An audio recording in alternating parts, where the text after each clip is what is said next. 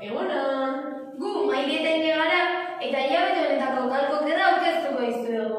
Urtarrilean zehar ikusten gara eta bihar gaudeen erabilera zuzenduko dugu. Eta nola esan behar dugu orduan?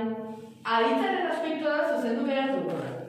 Etorkizuneko ekintzei buruz hitz egiteko, ez dugu aspektu burutu gabe erabiliko, baizik eta gertakizunekoa. Eta zer da hori? Ikusten gara esan ordez, ikusiko gara esan dugu. Eta nola esan behar da bihar gaude orduan? Kasu horretan, aspektu puntukariaren erabilera desegokia da. Bihar arte forma erabiliko dugu. Ikusi eredu bat, begira.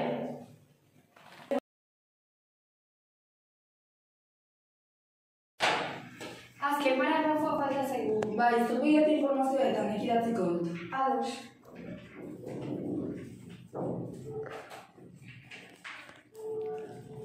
Listo, bukatu dut. Baita nik ere. Bueno, bihar gaude ikasten.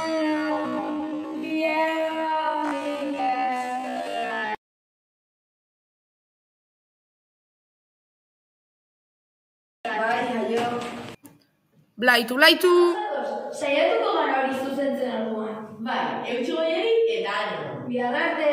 Aio! Moztu!